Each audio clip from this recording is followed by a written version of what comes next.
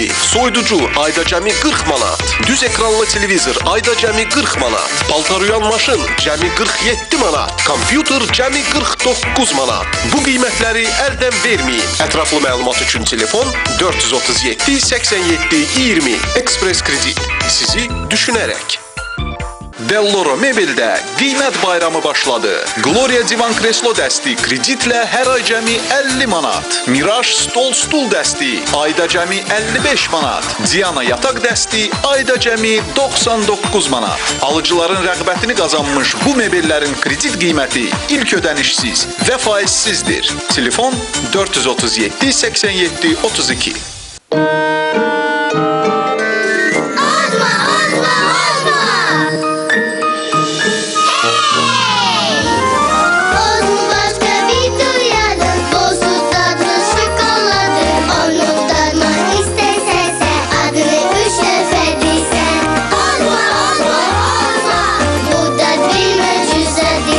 Ozmofan, bol südlü əyləncə.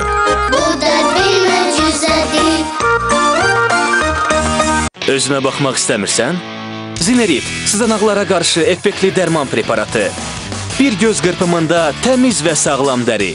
Zinerit, sızanaqlardan xilas edən ən qısa yolu seç. Zinerit, qüsursuz görünüş. Əgər divarda şəkil çəkəcəksənsə, divanın arxasında çək. Pikavit, vitamin və minerallar uşağınızın uğuru üçün. İndi 2 yeni çeşidi ilə. Sevgi dolu toxunuşlar anlayacağın ilk sözlərdir. Buna görə zərif dərinin qorunmağa ehtiyacı var.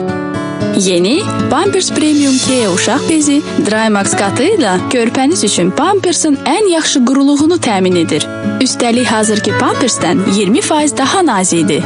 Belə ki, heç nə toxunuşların əsl mənasını çatdırmağa mane olmur. Yeni Pampers Premium Care, Pampers'ın bugünə qədərki ən yaxşı bezi.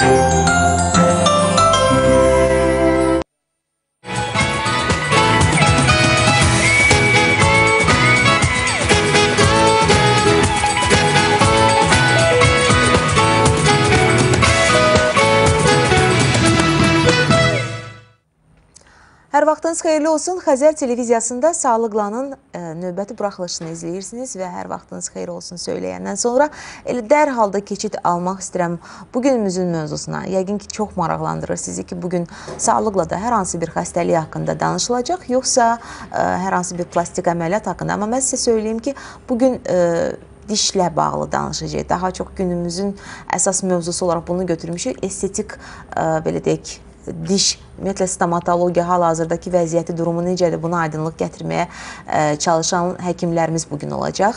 Ən əvvəl yəqin ki, sizi maraqlandırır ki, qonaqlarımız kimlərdir və hansı klinikadan gəlib. Deyərdim ki, Medical Life stomatoloji mərkəzlə bizim artıq neçə müddətdir əməkdaşlığımız davam edir. Bu baxımdan Sağlıqlanın bugünkü proqramında 2 qonağımız, yəqin ki, studiyada görürsünüz hal-hazırda 2 qonağımız var. İstəyirəm əvvəlcə sizi onlarla tanış edeyim və daha sonra artıq estetik və uşaq stomatologiyası haqqında onlara çoxlu suallarımızla müraciət edəyək. Təbii ki, stomatoloq kimi Günel Namazova bugün çıxış eləyəcək proqramımızda. Hər vaxtınız xeyirli olsun Günel xanım, sizi görməyimə çox şadam. Və əgər uşaq stomatologiyasından danışırıqsa, təbii ki, uşaq stomatoloqu da olmalıdır proqramımızda. Bu baxımdan Sevil Hüseynovaya da az sonra uşaqlarla bağlı bir neçə suallarla müraciət eləyəcək. Hər ikinizə uğurlar arzulayıram və indiki elə birinci sualımızı da birinci olaraq onun üzərində qoymaq istəyirəm ki, hal-hazırda Respublikamızda ümumiyyətlə estetik stomatologiyanın vəziyyəti, durumu nə səviyyədədir, nə cür vəziyyətdədir? Ümumiyyətlə, estetik stomatologiya bu ayrı bir bölümdür artıq, mən belə başa düşürəm stomatologiyada və onun əhəmiyyəti nədən ibarətdir? Estetik stomatologiya dedikdə biz ən birinci dişlərin görünüşü, görkəmi, yəni insana xarici təsir, xarici baxdıqda ilk gözə çarpan və gözəlliklə bağlı olan problemlər nəzərdə tutulur. Estetik stomatologiyanın ən birinci problemləri ortodontik problemlər, yəni ki, diş sırasında olan qüsurlar, dişlərin əyrilikləri və yaxud da ki, çənədə olan qüsurlar, yuxarı çənənin önə çıxması və yaxud aşağı çənənin önə çıxması kimi problemlər nələrdə tutulur. Bunları bizim klinikamızda çalışan ortodont həkim tərəfindən həyata keçirilir. Onlar düzəldilir və öz cərgəsinə qoyulur. Ondan sonra başqa bir problemlər, hamiləlik vaxtı qadınların aldığı bəzi lazımsız dərmanlar nəticəsində uşağın daimi dişləri müxtəlif rənglənmələrə məruz qalır və yaxud da süd dişlərinin düzgün müalicə olunmaması nəticəsində minanın hiperplaziyasına gətirib çıxarır. Bunlar hamısı insana böyüdükdə və kollektivdə komplekslər əmələ gəlməsinə gətirib çıxarır və ona görə də estetik stomatologiya sayəsində biz həmin o qüsurları aradan götürürük. Başqa bir səbəb problemlər kimi dişlərin rəngi, yəni Allah Taala hər insana bir diş rəngi verir, amma insanlar bundan çox kifayətlənmirlər. Daha gözəl ağ dişlərə malik olmaq istəyirlər, ağ gülüşə malik olmaq istəyirlər. Ona görə də bütün estetik stomatologiya bütün bu qüsurların hamısını aradan götürür və götürməkdədir. Belə başa düşürəm ki, onda estetik stomatologiyada xüsusi bir vasitələr də var ki, bizim təbii ki, dediyiniz kimi o gözəl gülüşə nail olmamıza kömək edir. Yəni, bu vasitələr hansılardır?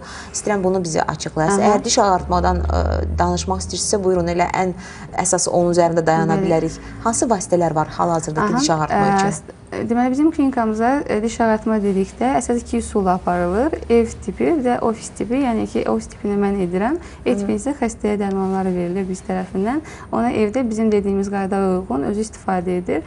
Və ağartmada bir neçə 3-5 seans arasında istifadə etməklə dişin öz ana rəngindən bir neçə ton açılır və çox ağ dişlərə malik qalır xəstə.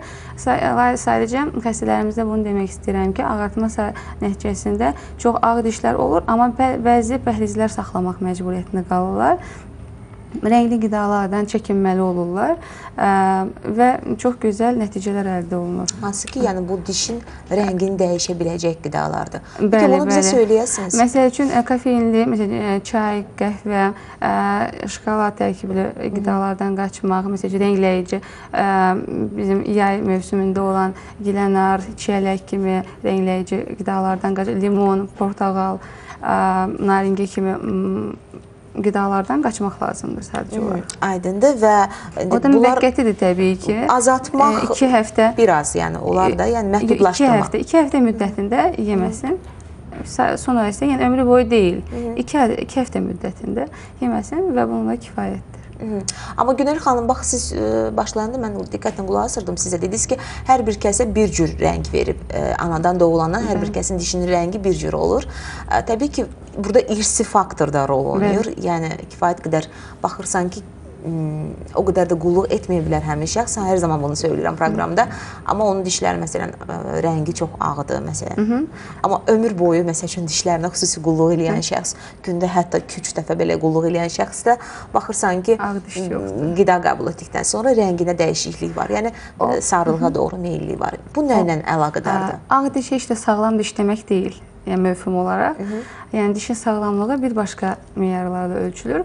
Amma dişin deyirsiniz ki, yemək yedikdən sonra dişlərini yuduqdan belə saralır. O, onun tüpürcəyinin tərkibində olan maddələrdə və tüpürcəyin qatılığından da çox şey asılıdır. Və onun hansı qidalarla, necə qidalanmağından da asılıdır. Onlar hamısı paralel olaraq və insanın şəxsi sağlamlığınla da asılıdır. Mədə-bağırsaq sisteminin nə dərəcədə normal, düzgün funksiyada işləməsi və ağzında hansı qapaqların olması. Yəni, 2 cür metalın olması ağızda olmaz. Yəni, orada mikrocəryanlar yaranır, bu da mədə-bağırsaq sistemini pozur, ağızdakı olan qələbə balansını pozur. Qələbə balansının pozulması nəticəsində mədə olan turşuluq balansı pozulur və bunun nəticəsində bizim bütün ağız boşluğumuzda olan tüpürcək vəzlərinin fəaliyyəti tamamilə dəyişir. Bu da gətirib siz deyən kimi düzgün təmizlik elədiyimizə baxmayaraq düzgün təmizliyin qalmasına gətirib çıxarır. Amma o zaman indi ki, bu yenilik ki, hansı ki var diş ağartmada, onun düşünə bilərək mi hardasa dişlərimizə mənfi təsiri var? Xeyr, dişlərimizə heç bir mənfi təsiri yoxdur. Deməli, ağartmadan sonra cüzi həssaslıq yaranır. O da pasientdən asılı olaraqdır. Yəni, əgər o minasında çatlaqlar yoxdursa və ona keyfiyyətsiz plomblar qoyulmayıbsa, plombların arasında ikincili kalislər və boşluqlar əmələ gəlməyibsə, onda heç bir həssaslıq olmayacaq. Cüzi bir həssaslıqda biz ona flor uygulama edirik. Bizim əlimizdə çox yaxşı bir şans olur. Mina prizmaları açmaqla flor oxutdururuq dişlərə, daha da möhkəm dişlərə qovuşmuş olur. Aydındır. Artıq plomblardan danışdınız, qeyd etdiniz artıq plombları. Mən elə onun üzərində dayanmaq istəyirəm. Son zamanlarda serik deyilən üsul var. O da artıq plombu üstələməkdədir. Daha çox üstünlükləri artıq səsi sorağı gəlməkdədir. Nədən ibarətdir serikin? Bax, ümumiyyətlə bizə serik nədir? Bəlkə biraz açıqlayın. Həm də bilirəm ki, ondan kifayət qədər qapaqlar da hazırlanır və qapaq funksiyasını belə deyək də Bəli, serikin çox müxtəlif funksiyaları var. Siz çox düzgün toxundunuz. Plomb müəyyən bir istifadə müddətinə malikdir. Yəni, onun daimi deyil. Çox insan deyir ki, mən 3 il bundan qabaq plomb qoydurdum və görürsünüz, belə oldu. O, çox normaldır. Yəni, plomb daimi ağızda nəmiş mühitdə olduğu üçün, biz soyuq, isti qidalar qəbul etdiyimiz üçün o öz həcmini dəyişir mikro da olsa. Və bizə də həmin o mikro dəyişmək ağız boşluğu üçün kifayətdir ki, onun arasına tüpürcək dolsun mikro boşluqlara və tüpürcəklə dolduğu anda artıq ikincili karyesdən danışmaq olar. Yəni, tüpürcək doldu, demək ikinci karyes başlandı. Yəni, mikroorqanizmlər artıq o boşluğa doldu. Və bunun nəticəsində dişin bir daha təmizlənməsi, ikinci karyesin götürülməsi və daha toxuma itkisinə gətirib çıxartmaq deməkdir. Və bir neçə dəfə bu seansı təkrarladıqdan sonra dişin sinirinin çıxmasına və sonra da qapaqla dişin örtülməsinə, fibropost qoyulmasına gətirib çıxarır. Ona görə biz bunlardan qaçmaq üçün 2001-ci əsrdə artıq yeni bir nailiyyət, serik deyilən bir material çıxıbdır. Bu serik materialının xüsusi bir üstünlüyü ondan ibarətdir ki, bayaq sadaladığım plombda olmayan, çatışmayan cəhətlərin hamısı serikdə var. Yəni ki, onun altında ikincilik karies olmaq ehtimalı sıfırdır, yəni yoxdur. Yəni ki, serik dişə mexaniki olaraq yapışmır. Digər qapaqlar, biz hər hansı bir qapaqla xəstə bizə müraciət etdikdə onun altına sementi boşalmış olur və yaxud digər səbəblərdən biz onu normal olaraq kəsirik və çıxardırıq. Serikdə bunu etmək qeyri-mümkündür. Çünki serik dişə kimyəvi olaraq birləşir. Biz onu çıxartmaq istədikdə belə diş kimi başdan yonmaq məcburiyyətində qalırıq. Olur tam bütöv bir hal, yəni dişin restavrasiyası demək olar ona. Bərpası. Bərpası, bəli. Yəni ki, dişə istər plomb formasında, istər dişlərin bəyazlatma dedim və yaxud da tetratiklinin dişlər dedim, hiperplaziya, fluoroz kimi dişlərdə və yaxud da dişlərin arasında trema olur, boşluqlar olur və xəstələrimiz sıx dişlərə malik olmaq istəyirlər və yaxud da ön dişlərini uzatmaq istəyirlər. Bunların hamısını lamina, yəni dişin üst ön qatı yonulmaqla serik, çox nazik bir qatı serik düzəltmək onu eləmək olar və yaxud da qapaq formasında. Xəstələrimiz var, ortodontik müalicəni, breket taxmaq özünə kompleks edir. Onda dişdə fırlaq olur, biz onu seriklə qapaq formasında düzəldə bilərik. Və ən əsas xüsusiyyəti, üstün xüsusiyyəti ondan ibarətdir ki, deməli, serikdə dişin birbaşa canlı saxlamasında heç bir qıcıq faktoru yoxdur. Yəni, tam temperatur izolyatıdır. Yəni, heç bir temperatur keçiriciliyə malik deyil və tam estetika. Yəni ki, bizim adi dişlərimiz biz günəşlə birbaşa təmasda olduqda işığın keçirdiyini görərik. Biz digər dişlərimizdə də o şəkilləri göstərmişdik və serikdə də eyni qaydayla. Yəni, onun altında heç bir metal yoxdur ki, o işığı udsun. Çünki metal adi halda işığı udmaq qabiliyyətinə malikdir və üstünə nə qədər də ağ bir biz örtük qoysaq, yəni o altındakı qara metalın işığı udmaq xüsusiyyəti ona göyümtül, bozumtul bir fon verir. Ona görə də, amma serikdə bu olmadığına görə, yəni kənardan və yaxud da professional həkim olmasa, o seriki ayıra bilməz öz dişində.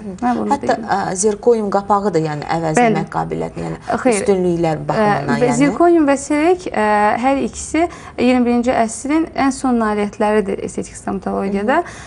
Zirkoniumla serikin əsas, yəni serik üçün diş lazımdır. Yəni ondan körpəyə bənzər protezlər olmaz eləmək. Yəni mümkün deyil. Onun üçün birbaşa diş lazımdır. Amma zirkonium qapaqlarla həm körpəyə bənzər protezlər, həm birbaşa qapaq. Yəni zirkonium qapağı ancaq adından görünür ki, qapaq kimi istifadə etmək olar. Yəni ondan plomb materialları kimi, serikdəki kimi istifadə etmək olmaz. Metal dünənin kimi, metal keramikalarda yəni fərqlənən bir artıq. Bəli, əlbəttə ki, o insan sümüyünə yaxın bir materialdır. Yəni insan tərəfindən, orqanizm tərəfindən antiallergik, serik və zirkonium hər ikisi, yəni adi metala qarşı olan allergik reaksiyalar, hətta qızılar belə olan allergik reaksiyalar serikdə və zirkonda daha təkmil dərinləşib. Yəni onlara qarşı heç bir reaksiya qeydə alınmayıb. Onların ən çox da möhkəmliyinə bir misal olaraq biz insanın bu çanaq oynağında olan sınıqlarda bu çanaq oynağının sferik başlığını zirkonium deyilən materialla əvəz edirlər. Yəni o dərəcədə bizim də bilirik dayaq sistemimiz ayaqlar, yəni ətraflar tərəfindən dayanır. Əgər orada o dərəcədə möhkəm bir quruluş malik olub, bəli. Yəni bizdə də olmazdı yəni. Aha, bəli, bu qədər. Aydındır. Estetik baxımından dişlərlə bağlı fikirlərini öyrəndik Günel xanımdan. Amma indi az sonra təbii ki, əsas olaraq hər şeyin əvvəldən hər şey başlamalıdır, kökündən başlamalıdır. Əgər o problemlər əvvəldən olmasaydı, uşaq vaxtından olmasaydı, Günel xanıma bugün müraciət etməzdik ki, hansı yeniliklər var. O baxımdan bizə Sevil xanıma artıq müraciət etməyə qalır. Amma bu arada yəqin ki, unutmamısınız ki, siz də zəng gelib suallarınızı verə bilərsiniz 562-16-61-ə hər zamanki kimi və 86-20-yə hazırda aktivdir. Bax, orada yazıb göndərə bilərsiniz, nə sizi düşündürür və Sevil xanıma müraciət etmək istəyirəm. Çox problemlər uşaq vaxtından başlanır da. Ən əsas da yəqin ki, hamısı düşündürür ki, uşaq vaxtından valideynin etdiyi hansı səhv olur? Ümumiyyətlə, valideyn nəyə nəzarət edə bilmir ki, uşağında sonradan dişlə bağlı, həm rəngi ilə, həm də ümumiyyətlə estetik görünüşü ilə bağlı problemlər meydana çıxır.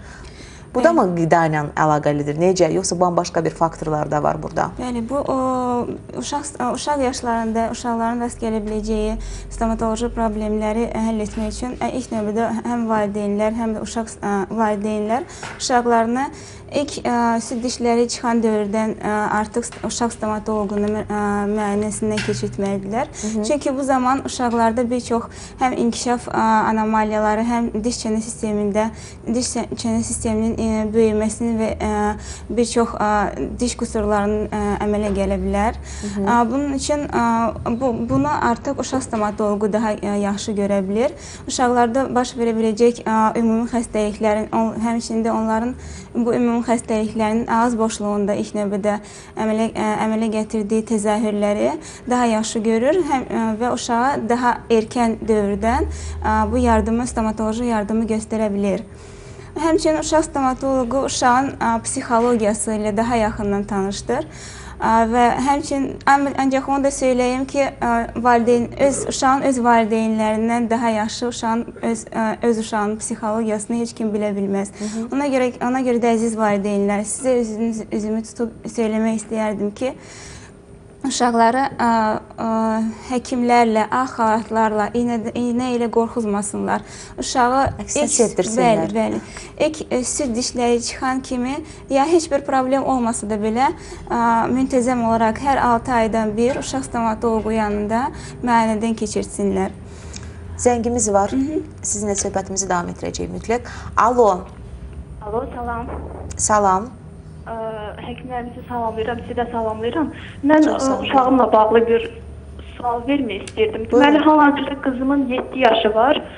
Anadan olanda bir xəstəlik keçirdiyinə görə ona çoxlu antibiotik vurulmuşdu. Onun bir harca 3 yaşında uşağın dişləri başladı yeyilməyə, kötükləri qalmışdı. Apardıq həkimə dedilər ki, antibiotik vurulub deyə, ona görə elə olub. Sadəcə olaraq bilmək istəyirəm ki, süd dişindən sonra gələn dişləri də elə ola bilərmi? Təşəkkür edirik sualınıza görə xanım. Çox sağ olun xanım. Süd dişlərinin həmin stomatoloq baxmalıdır ki, məhz hansı dişlər kariyeslə zədələnmişdir. Əgər 7 yaşında ön dişləri kariyeslə zədələnmişdirsə, artıq onlar öz yerlərini daimi dişlərə verən vaxtıdır. Ancaq azı dişlər, həmin 7 yaş dövründə azı dişləri artıq kariyeslə zədələnmişdirsə, bu onlar daha tez kariyesdən, daha tez xəstəlik inkişaf edə bilər, sinirin iltihabına və orqanizmə daha çox mənfi təsir göstərən bir çox osteomielitə, periostitə səbəb ola bilər. Məsələn, hal-hazırda mənim əlimdə 7 yaşında uşağın çənə modeli vardır. Gəlin, yavaş-yavaş nümayiş edirsin, operatorumuz onu. Tamaşaçılarımız da tam olaraq aydın görsünlər. Aha, buyurun, izah edin. Baxın, bu uşağın azı dişləri artıq çəkilmişdir. artıq çəkilmişdir və çəkildiyinə görə uşaqda bir qədər estetik qüsurlar əmələ gəlir. Və uşaq stomatoloqu bu estetik qüsurları aradan qaldırmaq üçün xüsusi yer tutucular təklif edir. Nəyə görə qüsurlar əmələ gəlir? Çünki bu dişlərin çəkilmiş yerlərini tutmaq lazımdır. Çəkiləndən sonra süd dişləri, arxa dişlər önə doğru, ön dişlər isə arxaya doğru yerini dəyişə bilər. Və bu da aşağıdan çıxan daimi dişi mayasına çox böyük, öz vaxtında, öz yerində çıxmasına çox böyük əngəl törədə bilər. Daimi dişlər ya yanaq tərəfindən, ya dil tərəfindən çıxa bilər. Ona görə də əziz valideynlər, mən belə bir yer tutucularla uşaq stomatoloqu bu problemi aradan qaldırmış olur. Həmçinin də o antibiotiklərə gəldikdə, antibiotiklər düzdür, uşağın immunitetini həm yerli olaraq, həm ümumi olaraq pozur. Buna görə də uşaqların dişlərindən kalsium azad olunması, kalsium azad olunur, ftor elementi azalır. Ona görə də dişlər karieslə daha tez tutulurlar. Həmçində karieslə dişlərin daha tez tutulmasında qida faktoru da mühüm bir rol oynayır. Mən valideynlərinə söyləmək istəyirdim ki, uşaqlara daha çox şirniyyat yox, daha çox süd məhsulları, ağartı məhsulları versinlər. Çünki bu ağartı məhsulların tərkibində ağartı məhsulları kalsiumla, fosforla daha zəngindir. Bu da uşaqları süd dişləri üçün çox xeyirlidir. Sevil xanım, ümumiyyətlə bax, süd dişlərindən başlayır da hər şey problem. Yəni deyirsiniz ki, ilk vaxtlarda, hətta 6 aylıq belə oldu. Siz elə vurğuladınız da, biz indi belə düşünərək ki, lap körpə ikən deməli, müraciət etmək lazımdır uşaq stomatoloquna. Yeri gəlmişkən, indi başqa bir sual verirəm sizə.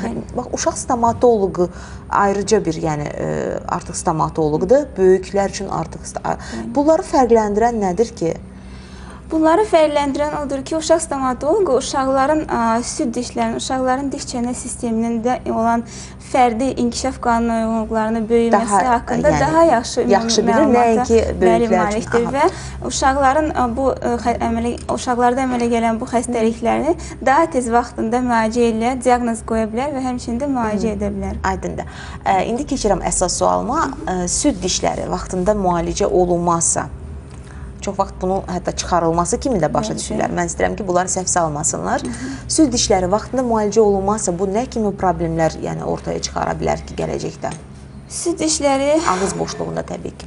Mən sizə belə bir məlumat çatdırım ki, süd dişlərinin normal çıxma və düşmə vaxtı vardır və bunları düşmə vaxtı vardır və süd dişlərini vaxtından əvvəl çəkmək olmaz. Vaxtından əvvəl çəkilməsi zamanı çənələrdə bir çox problemlər əmələ gəlir. Həm diş çənə qüsurları, dişləm əyrilikləri əmələ gəlir. Ona görə də vaxtında uşaq stomatoloquna müraciət etmək lazımdır.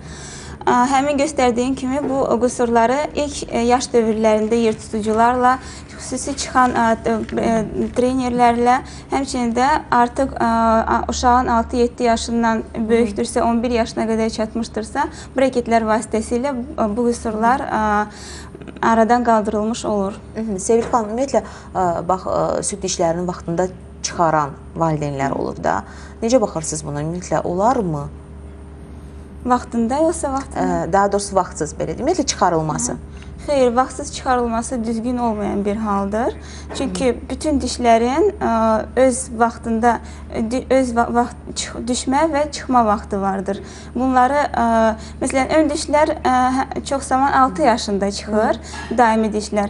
Amma daimi azı dişləri biraz gec çıxır. Məsələn, 12 yaşına qədər axırıncı ikinci azı dişi çıxmağa başlayır. Ağıl dişi isə artıq 20 yaşından sonraki dövrdə çıxır. Vaxtından tez çıxarıldıqda da bu dişlər bir qədər əyilə bilər və altından gələn daimi dişlərə öz yerində çıxmaya bilər.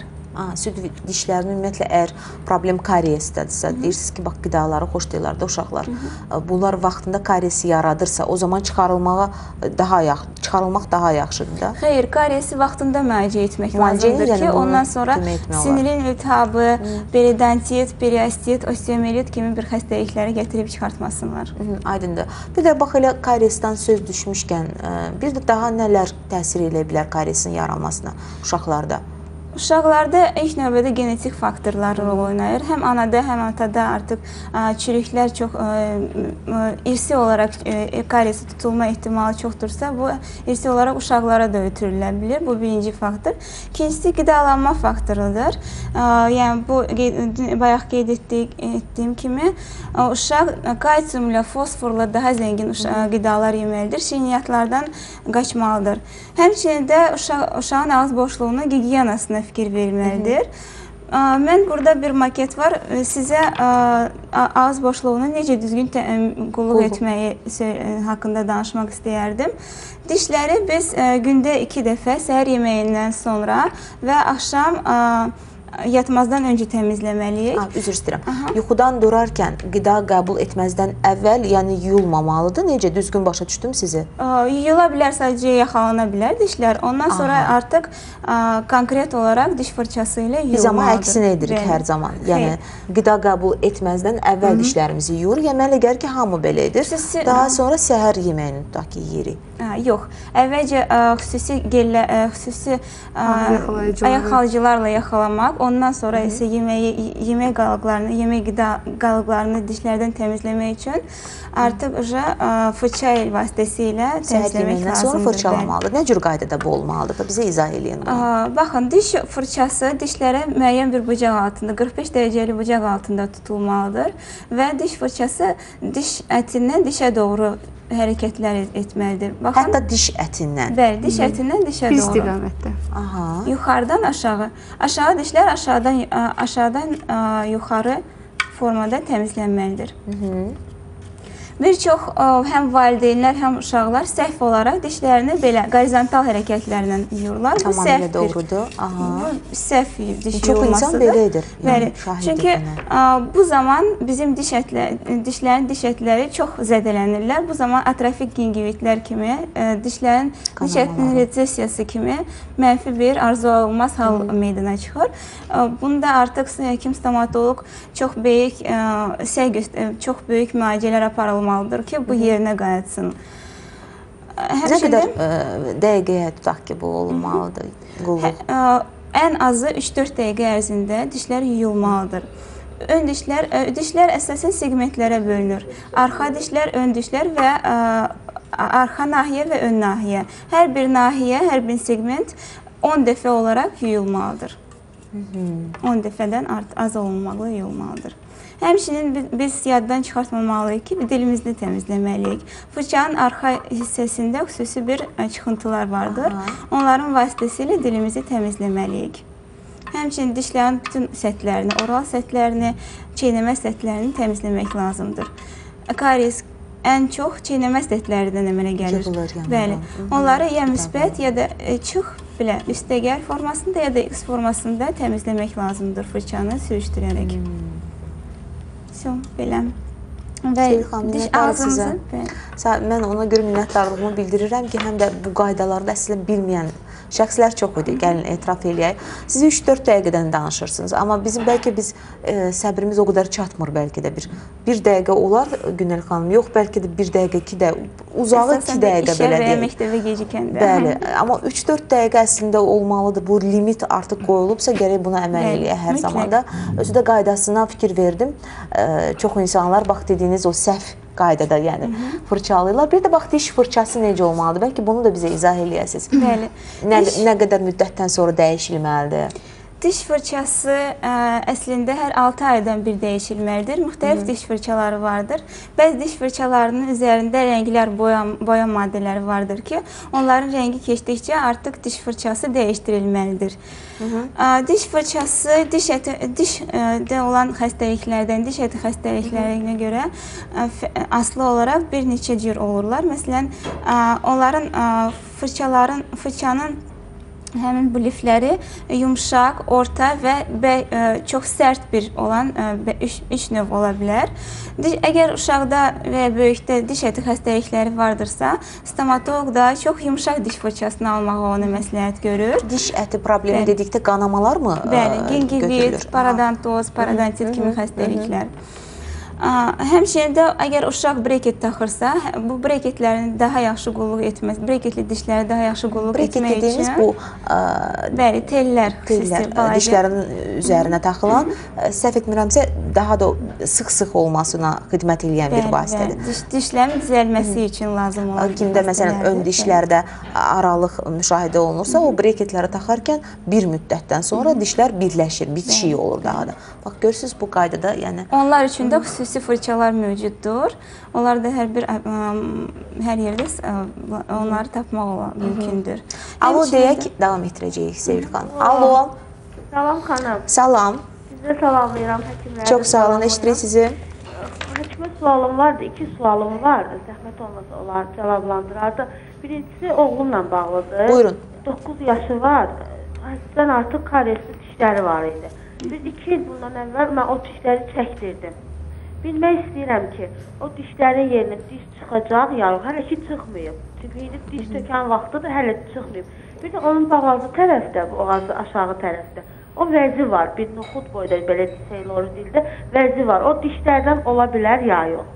Bu bir ikincisi də ki, öz dişlərim çox sağlamdır. Özü də qulluq edirəm dişlərimə, sağlamdır, şikayətim yoxdur dişlərimdən. Bilmək istəyirəm, o mənim dişlərimin tən ortasında sarılıq əmələ gəlib. 2 dişim